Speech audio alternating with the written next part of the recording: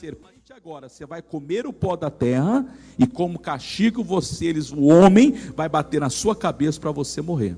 A mulher, diz a Bíblia, o versículo 16, deixa eu ler aqui que eu estou citando sem ler. Versículo 16. E a mulher disse, qual foi a punição para a mulher? Multiplicarei grandemente a tua dor e a tua conceição. Com dor terás filhos, e o teu desejo será para o teu marido, e ele te dominará. Não era assim antes, mas Deus falou: a punição agora é que a serpente vai comer do pó, e o homem vai bater na sua cabeça.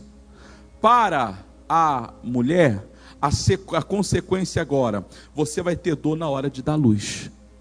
Antes, não sei como devia ser, mas diz a Bíblia que agora havia dor. Provavelmente antes não havia.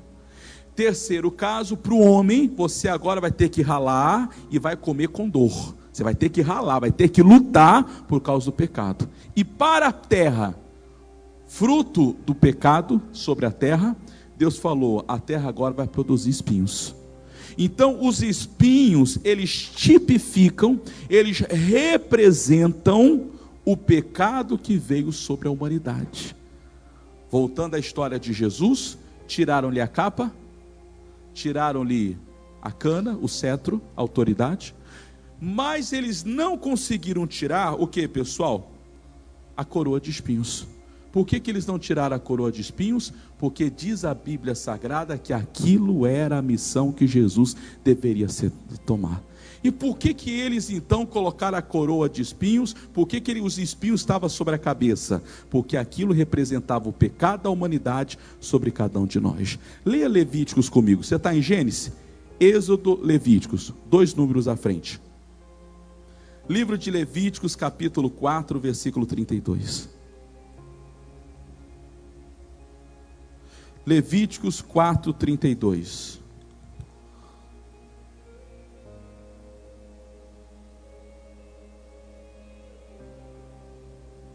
Levíticos 4, 32.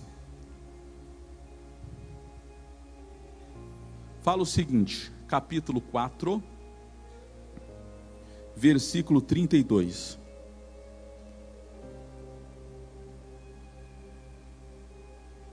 A Bíblia diz que naquela época, quando o homem pecava, eles então sacrificavam um animal, um cordeiro, um bode, um cabrito, uma ovelha, um boi, e o sangue daquele animal era para pagar e perdoar os pecados e apagar o pecado daquelas pessoas.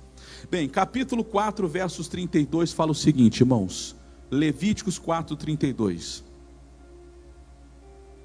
Bora ler, para todo mundo entender isso aqui?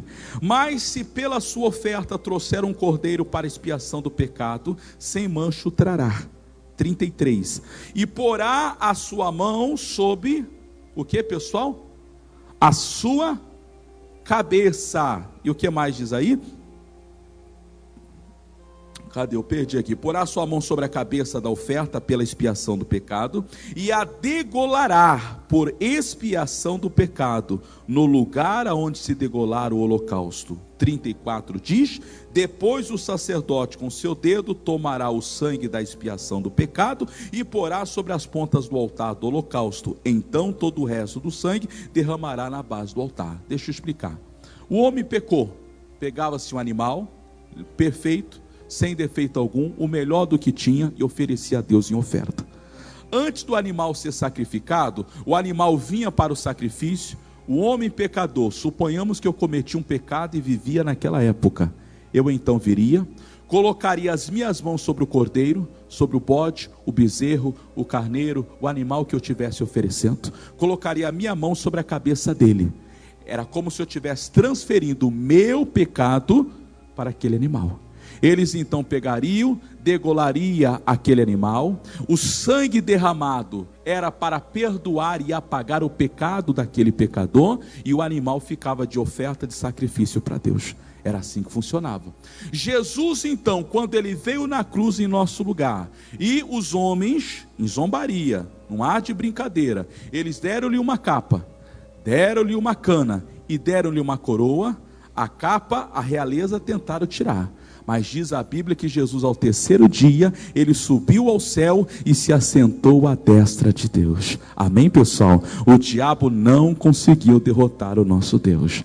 E a autoridade, a cana, pastor? A Bíblia diz que no segundo dia, Jesus foi até o inferno, tomou a chave, a autoridade das mãos do diabo. O diabo não tem mais autoridade sobre a humanidade. Jesus conquistou por nós. Amém, povo de Deus? E a terceira bênção, a coroa de espinhos. Quando Jesus morreu com aquela coroa, significa que os meus pecados, os teus pecados, o castigo e maldição de toda a humanidade foi tirada da humanidade e colocada sobre a cabeça de quem? De Jesus, que foi o nosso cordeiro, pessoal. Em Levítico diz que o pecado passava para a cabeça do bode, do boi, do bezerro e do animal que fosse. No nosso caso, a coroa de espinhos é símbolo de que os nossos pecados, a nossa maldição, o nosso castigo, a nossa dor, a nossa vergonha, a nossa derrota e tudo mais, Jesus carregou por nós na cruz do Calvário. Foi transferido para ele. E graças a Deus, tiraram a capa, mas ele sentou à destra de Deus. Tiraram a cana, a autoridade, mas ele tomou de volta das mãos do diabo. Mas uma coisa o diabo não pôde fazer: os nossos pecados foi levado sobre Cristo na cruz do Calvário. A nossa maldição foi levada sobre ele. Hoje eu não devo mais nada para o diabo, e todo mundo que entrega a vida para Deus, hoje você também não deve mais nada para o diabo. Hoje você é livre, você está ali para louvar a Deus, você é ali para ser feliz, você é ali para ter paz, você é ali para ser vencedor, você é ali para dar a volta por cima, porque sobre todas as circunstâncias, Deus nos fez livre, pessoal. Eles zombavam, eles escarneciam, nós hoje fazemos o contrário. Nós honramos a Deus, nós servimos a Deus, e quando você honra a Deus, Deus nunca se esquece disso, pessoal. Quando você honra a Deus, se tem uma coisa que Deus se lembra, uma coisa que Deus guarda, são os nossos votos. Se tem uma coisa que Deus guarda, é os votos que você faz com Deus. Aprenda a fazer votos. Quando se fala em votos, os homens logo pensam nos votos financeiros, que também existe o voto financeiro. Quando você diz: nascer, eu vou trazer X, eu vou ser patrocinador com tanto, eu vou ajudar a família de carente com tanto isso, eu vou ajudar o abrigo com tanto aquilo, tudo isso também o é. Mas os votos que a Bíblia diz são todas as promessas, pactos, alianças, compromissos que nós fazemos com Deus, pessoal. E de vez em quando nós somos falhos, nós erramos, meu irmão, porque prometemos coisas para Deus que não cumprimos, e às vezes dos mais variados. Existe o voto financeiro. Você faz um propósito, por exemplo: Deus, a partir de agora eu vou ser dizimista. Aí a pessoa não é mais. Alguém diz: mas Deus não precisa do meu dinheiro. Graças a Deus, porque Ele é dono do ouro e da prata. Deus não precisa de nada, pessoal. Sou eu quem preciso dar, é você quem precisa honrar. Deus não precisa do que você tem. O mal do homem é achar que conseguiu tudo sozinho, é não reconhecer que tudo que você tem foi Deus quem deu. Você precisa fazer votos a Deus. Você fez um voto, por exemplo, quando você se converteu a Jesus.